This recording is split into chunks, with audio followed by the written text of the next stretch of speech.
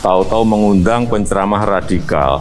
Nah, oleh karena itu ini nggak bisa dipisahkan dari sebuah rekayasa global yang sesungguhnya ingin menghancurkan umat Islam dan dunia Islam.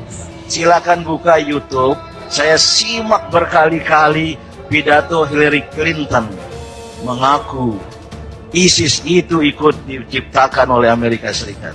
Let's remember here, the people we are fighting today, we funded 20 years ago. And we did it because we were locked in this struggle with the Soviet Union. They invaded Afghanistan, and we did not want to see them control Central Asia. And we went to work. And it was President Reagan in partnership with the Congress, led by Democrats, who said, you know what, sounds like a pretty good idea. Let's deal with the ISI, the Pakistani military, and let's go recruit these mujahideen. And that's great. Let's get something. How we don't label all white men based on the sins of a few, do you see it? How we don't have to condemn a whole class of people based on the actions of some, do you see it?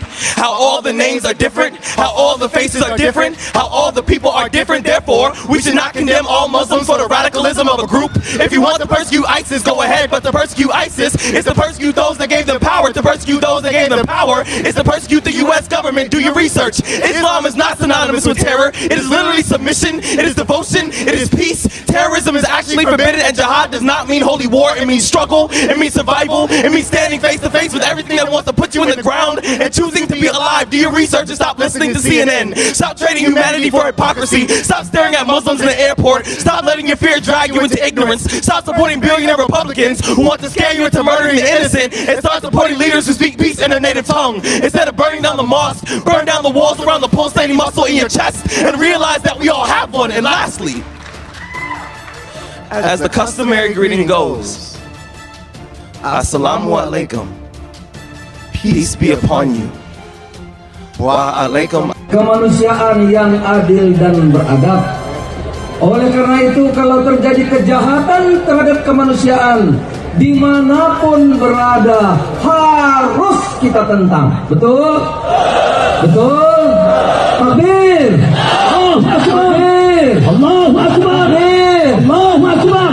Karena tidak sesuai dengan peri kemanusiaan dan peri keadilan.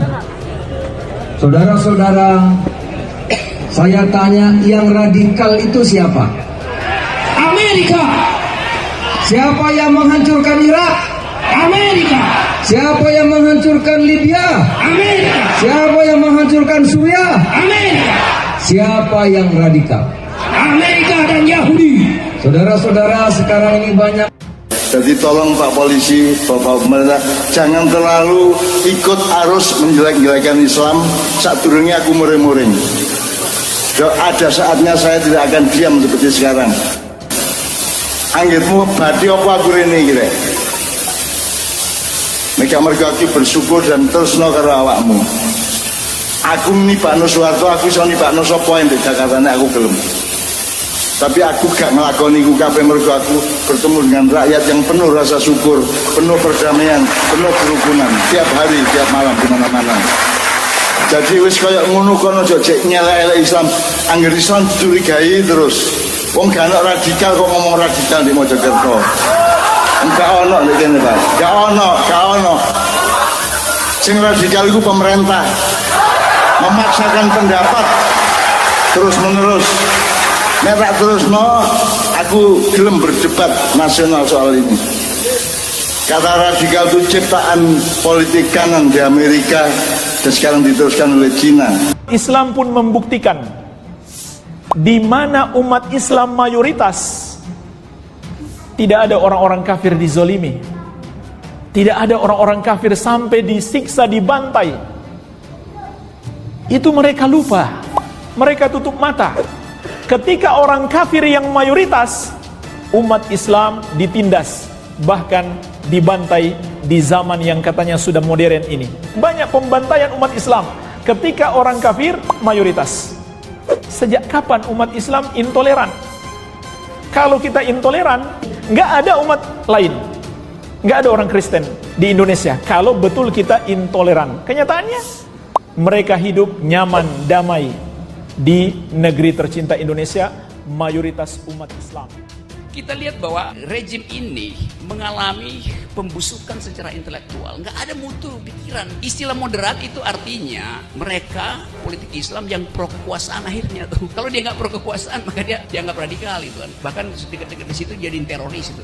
Jadi sebetulnya politisi Islam ini bahkan yang belum berpartai memperlengkapi diri dengan pengetahuan sehingga tema majority with minority mentality nggak perlu lagi dipakai sekarang. Kan sekarang pertandingannya Anda punya otak apa enggak itu aja dasarnya kan. Nggak perlu tanya Anda radikal apa nggak radikal tuh.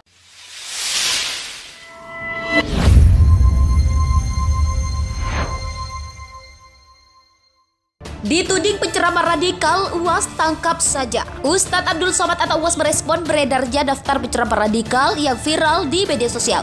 Seperti diketahui, UAS termasuk salah satu ustadz yang dituding radikal dalam daftar tersebut. Ini perlu diklarifikasi resmi atau tidak, dibuatlah hendaknya definisi apa dan siapa yang radikal itu. Orang yang termasuk kategori radikal penuhi syarat atau tidak. Kalau tidak itu iklan gratis, masyarakat yang nggak tahu awalnya malah cari-cari. Apalagi bila daftar penceramah dikeluarkan sebelum Ramadan. Kata penceramah asal Pekanbaru itu dikutip dari Hops ID, jaringan suara.com pada Rabu 9 Maret. Menurut UAS tidak ada yang radikal dari nama-nama ustadz yang beredar. Sampai hari ini belum pernah menemukan yang tolak dasar negara Pancasila. Kalau ada yang terbukti demikian, ya tangkap saja, karena itu kan jadi fitnah, katanya. UAS mengingatkan kepada publik untuk cerdas merespon informasi yang beredar, jangan sampai merespon informasi dengan mata rabun. Dengan kata lain, menelan bulat-bulat tanpa mengecek kebenarannya. Teroris atau orang yang punya pemahaman terorisme itu, sedikit atau banyak, itu mereka tetap akan terus melakukan gerakan dan menyebarkan pemahamannya. Anda sepakat nggak radikal dulu, teroris kemudian? Kalau istilah radikal, kemudian ekstremis, ekstrim, kemudian teroris itu tidak jauh beda. Hanya teroris ketika dia ini terlibat melakukan aksi radikal itu. Nah, kalau yang marak di Indonesia yang juga saya terlibat di situ adalah aksi pengeboman di situ. Jadi sebetulnya tidak berbeda jauh. Makanya ketika ada yang masih meragukan bahwa tidak ada teroris, pemboman yang ada di Indonesia atau di beberapa daerah di Indonesia merupakan rekayasa, apakah ini sesungguhnya